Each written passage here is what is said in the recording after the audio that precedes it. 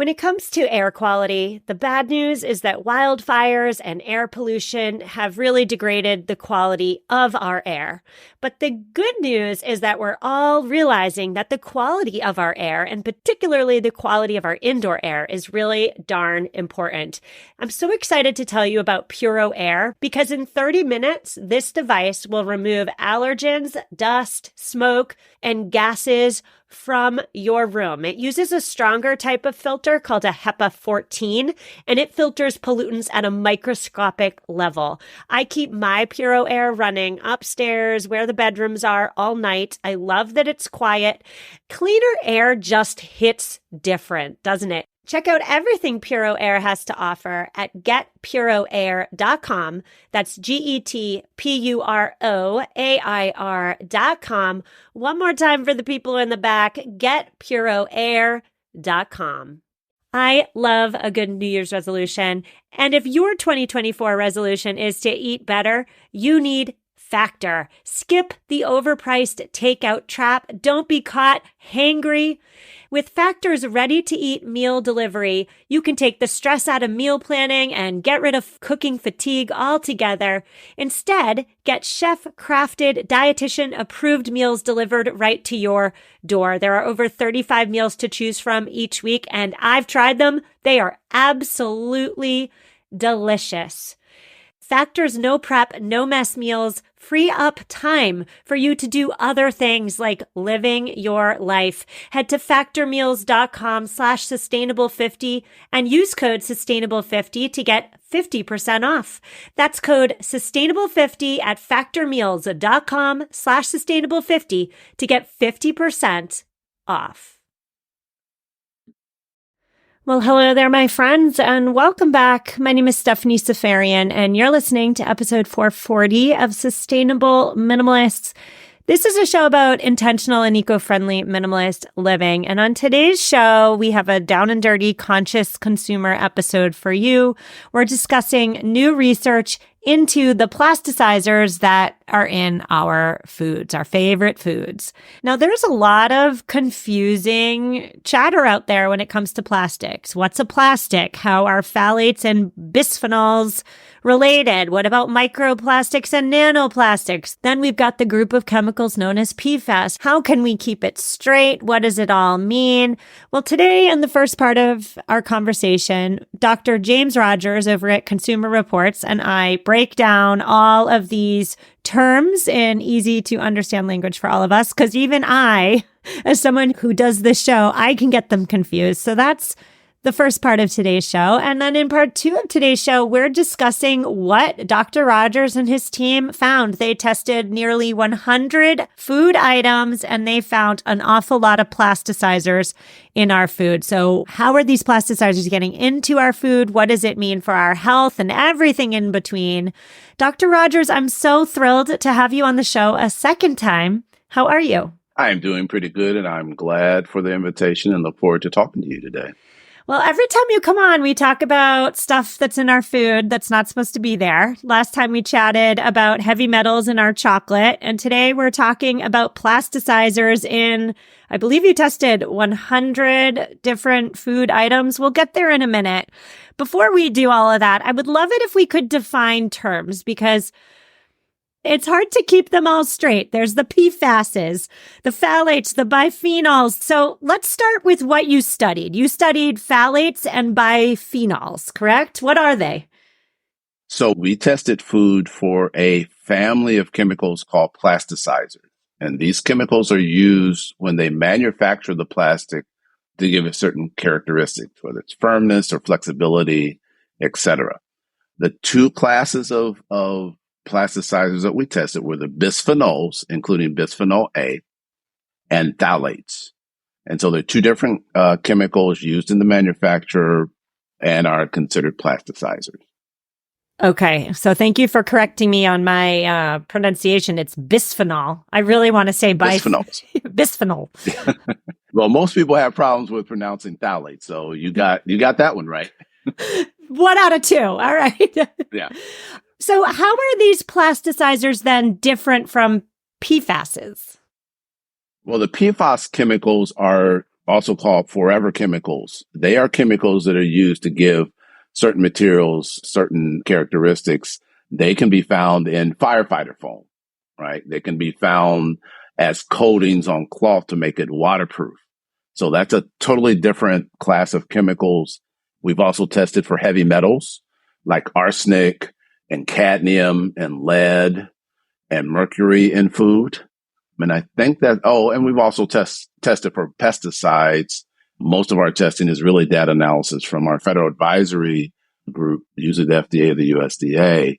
But our primary focus have been heavy metals in food and water, PFAS, the forever chemicals in food and water, and now plasticizers in food and food containers.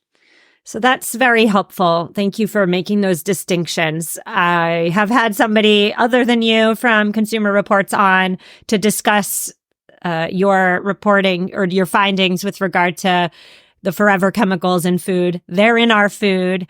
Now, before we get into this specific research on plasticizers, I just want to broaden our lens for a minute and discuss how microplastics would fit into this conversation. Microplastics, nanoplastics, they're in our blood, they're on the top of Mount Everest, they're everywhere. How would microplastics fit into our conversation?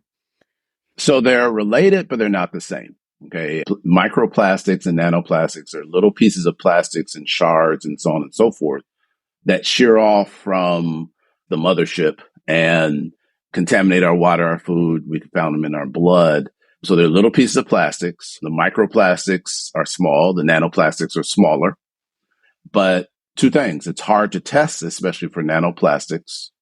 And the second thing is that we are not sure what the health concerns yet are associated with contamination with the micro and nanoplastics.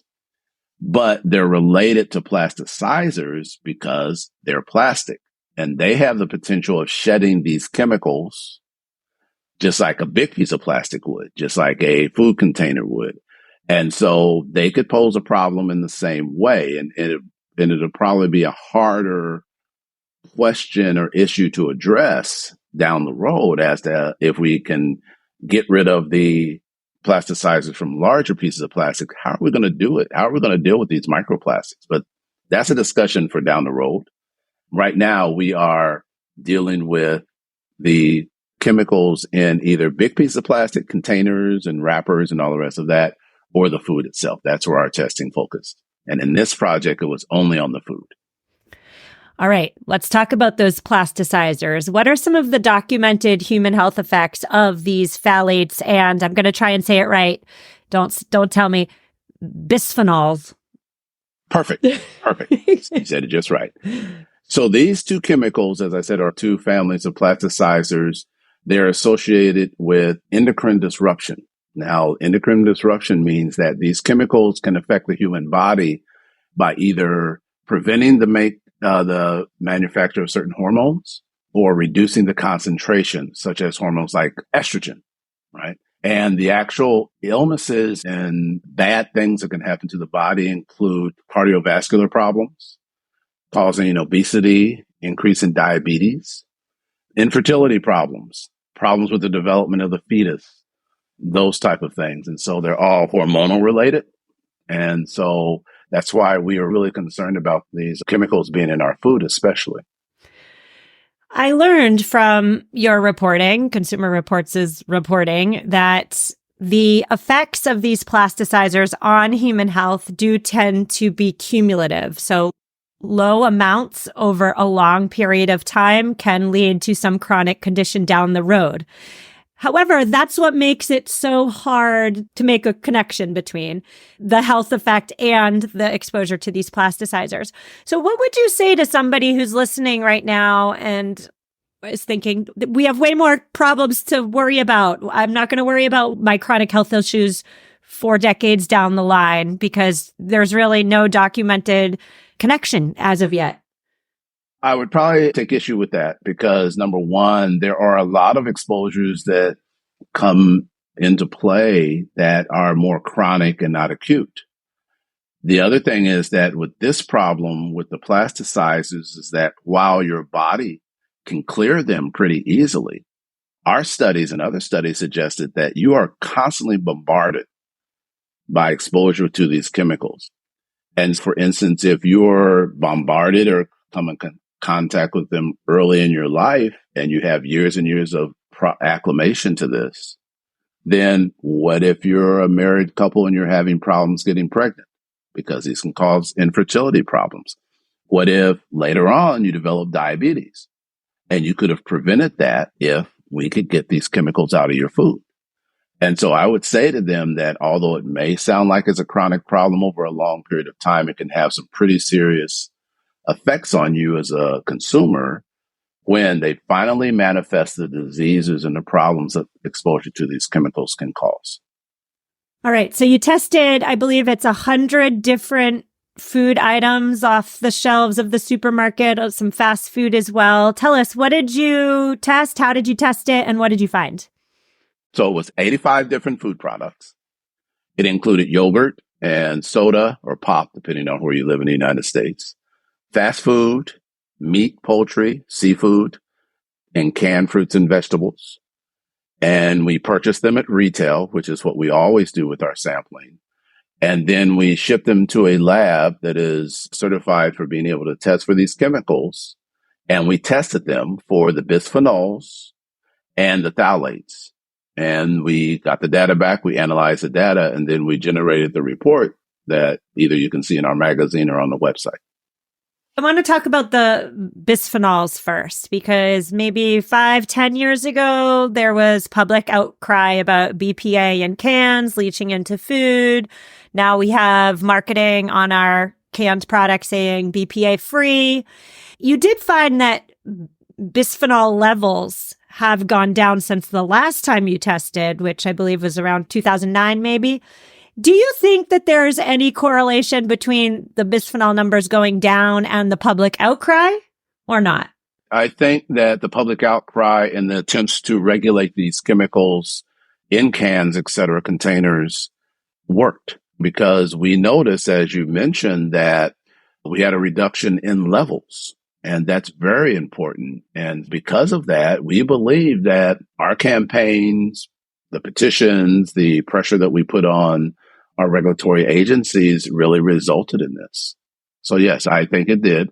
And you're right. We last tested in 2009 and 79% of the samples that were positive, but they were positive at a much lower concentration. So yes, we were happy to see that actually. So it's still there. That specific plasticizer is still in food, but it's less than 15 years ago. So good news. Some good news there. Much less than we found in the phthalates, because 84 products out of 85 were positive for phthalates. And the concentrations range from very low to very high. You can see those numbers in the magazine and in the report.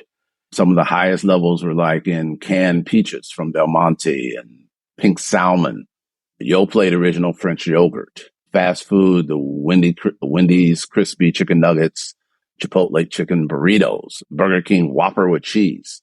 So yes, we found some very high levels, but there was a range. So we do have to note that. Didn't depend on packaging type, didn't depend on if it was organic, because the highest level was found in an organic cheesy ravioli made by Annie's. So organic does not matter in this particular contaminant. Yes. And as a parent with 2 children who grew up on Annie's everything, because it seems to be the health, I would think going into the supermarket, that's the healthier choice. But with regards to this particular contaminant, this particular plasticizer, that's just not the case. And so I want to talk about the phthalates for a minute, because 9 phthalates are banned in children's toys here in the United States, but they are given free range to be in our food. Make that make sense to me, because it makes no sense from where I'm sitting. It doesn't make sense to us either. In fact, there was a citizens petition to ban them in food, which was rejected. So that's one of the reasons why we did this study, because we wanted newest, freshest data in testing to eventually go to the FDA and say, we want you to ban all of the phthalates in food packaging and in food contact surfaces, which can be plastic in the manufacture of food. So the conveyor belts, the hoses, the gloves that the workers wear when they're making the food. We want the FDA to ban it because we don't believe there's a safe level. Now, some people might think that the research isn't there to show that, but that's what our scientists believe, that it needs to be banned, at least from food packaging and the food contact surfaces that are plastic. So I definitely want to get into how exactly these plasticizers are getting into our food. I would have assumed that it was just from the packaging. So just the liner on the can, let's say, or just from the plastic wrap that the whatever's packaged in. But those are not the only ways that these plasticizers are entering our food. So I'm going to table that question because I want to go back to phthalates for just one moment.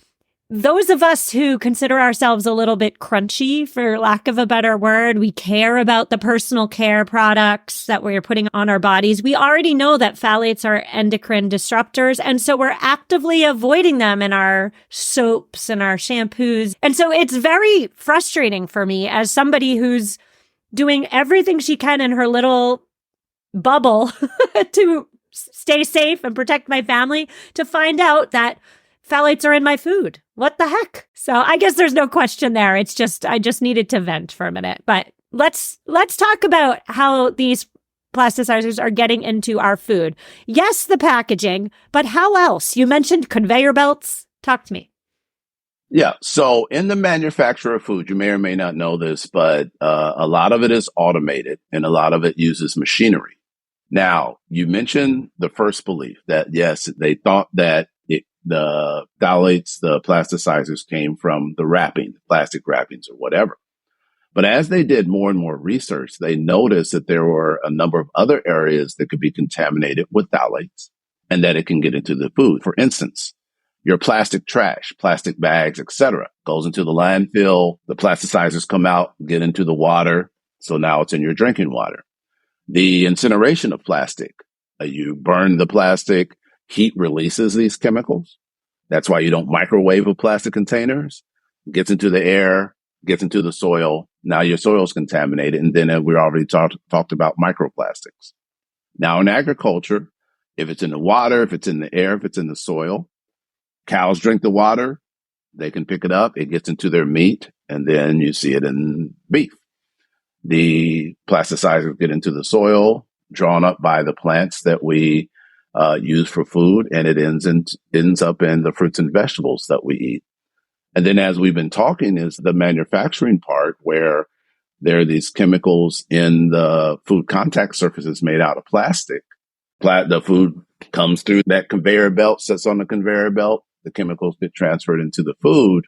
And then as we've already talked about, plastic containers, plastic packaging, plastic wraps, etc.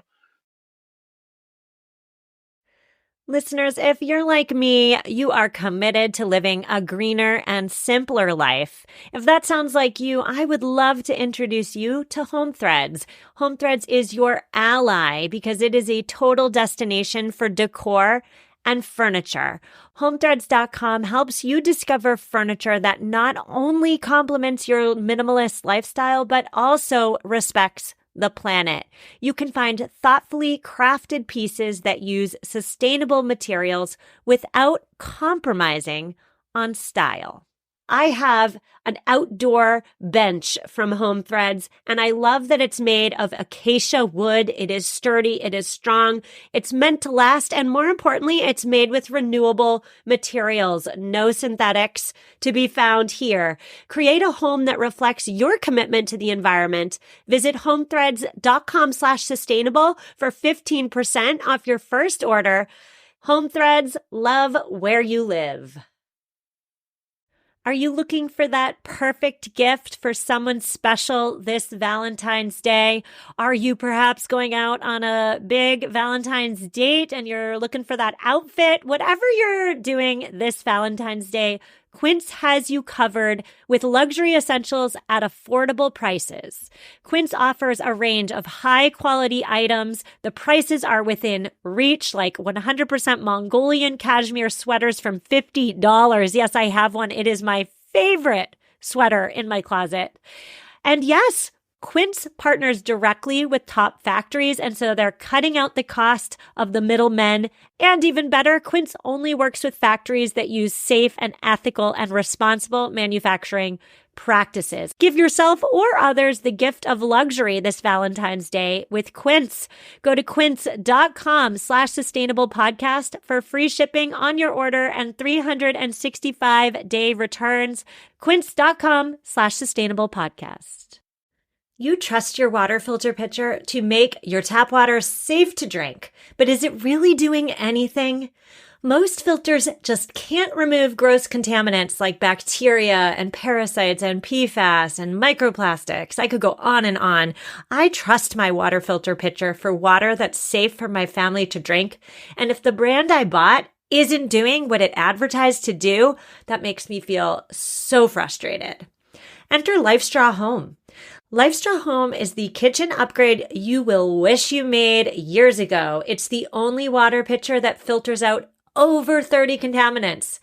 Most importantly, LifeStraw fights for the planet and gives back. It's a glass pitcher, and for every one sold, a child in need receives a year of safe water. Better filtration, better taste, better design. LifeStraw Home products can be found at lifestraw.com or Amazon.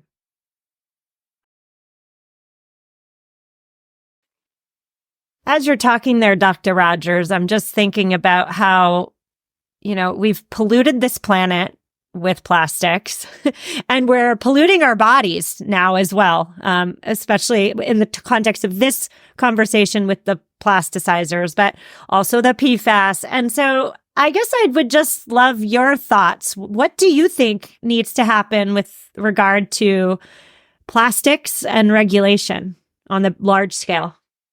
We're going to have to attack this on a couple of levels.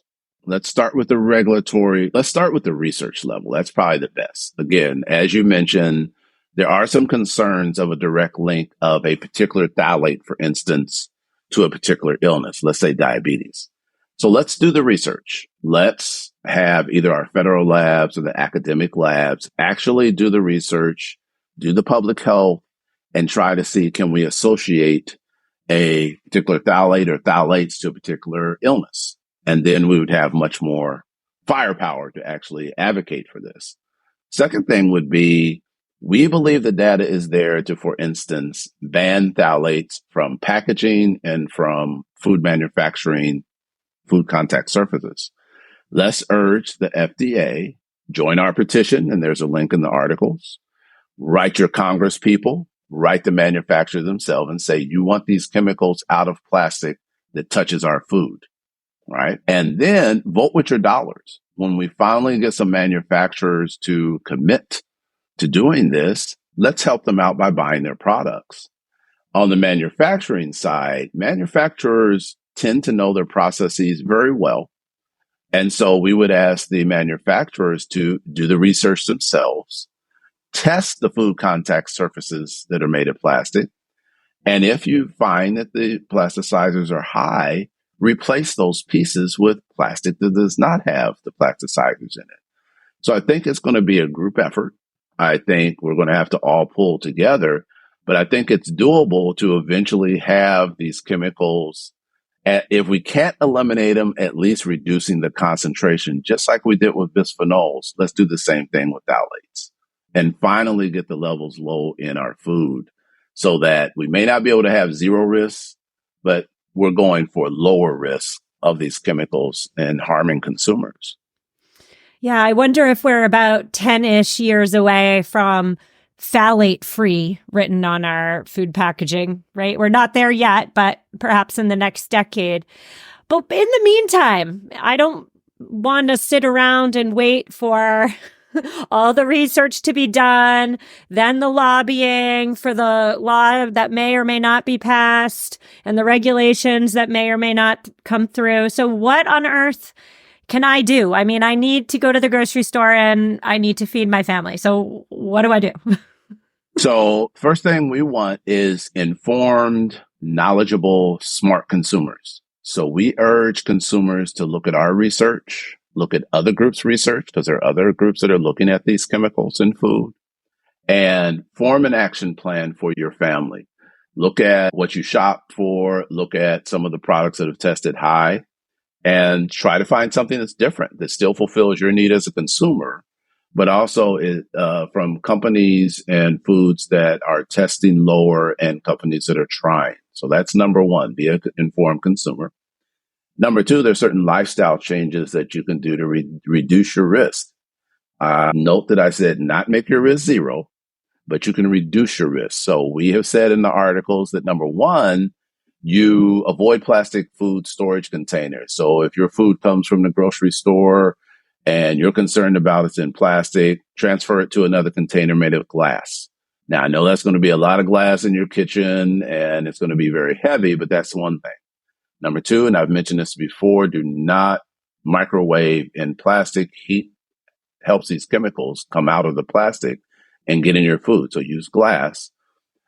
Steer clear or eliminate fast foods because, as you noted, there were a number of fast foods that were high in these chemicals. They also tend to have more fat content, and there are studies that show that you can find these chemicals more in fatty foods than others.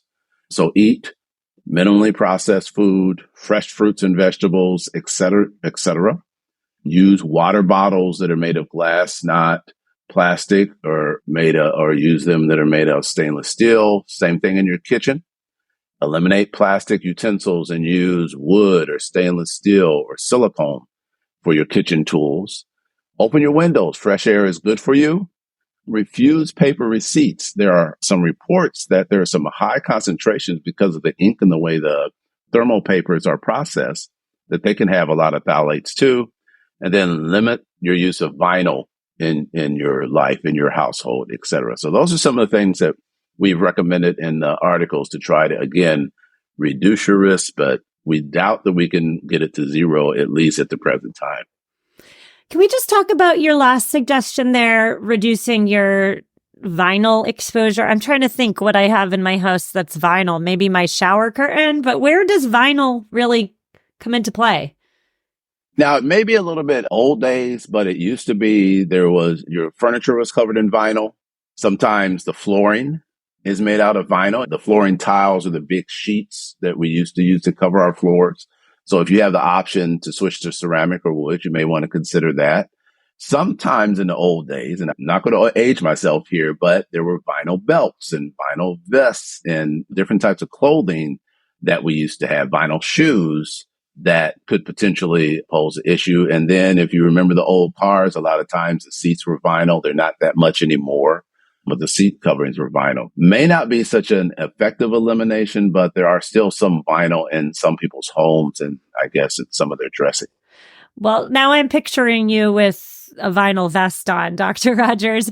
But you make a good point, which is in 2024, vinyl is essentially vegan leather. So those of us who care about animal rights, we don't want to be wearing a carcass. So we're going for the vegan leathers. The vegan leathers are just plastics a lot of the time. The technology is not there to make real looking leather from mushrooms yet. I know there's talk about it, but it's not there yet. So consider that if you're a vegan leather fan. But one last question for you, Dr. Rogers. You mentioned a petition. What does it advocate for and where can we find it? So in the story on cr.org and in the magazine, we include links to any of the petitions that we do after testing, and that when we find something that we believe we can petition the FDA to make changes. And so if you look at the story and look on cr.org for the story, and in the magazine, there should be a link in there that will link you to a petition where we will contact the manufacturers and ask them to do something. So like this Annie's cheesy ravioli that had an issue, we will write Annie's and talk to them and say, is there any way that you know why it's high, number one, and can you reduce it, number two? We will petition food manufacturers in that way. Second is that we will petition the FDA to ban phthalates in all food contact surfaces while manufacture and in packaging. And so you will add your voice to that advocacy to try to reduce these chemicals in your life, in your food. So those are the two areas, manufacturers and our federal regulatory agencies that are responsible for our food, at least one of them, to do something about this problem and hopefully work with us to inform consumers also about the issues and what's being done about it. I'll make it easy for you listeners. I will link not only to the story on consumerreports.org, but also the petition directly so we can take 10 seconds and sign it. And Dr. Rogers, I want to thank you so much for your time, but also more importantly for you and your organization's advocacy work on my behalf and my listeners' behalf. So thank you so much. All right. And thank you for supporting us also. Listeners, that's a wrap, my friends. Show notes are at mamaminimalist.com/440. Your homework is to go sign that petition. It's hyperlinked in the show notes. It will take you 1 minute max. It will be your good deed for the day. So just go do it. No excuses. Go sign the petition. I will be back tomorrow for headlines. I'll see you then, and take care.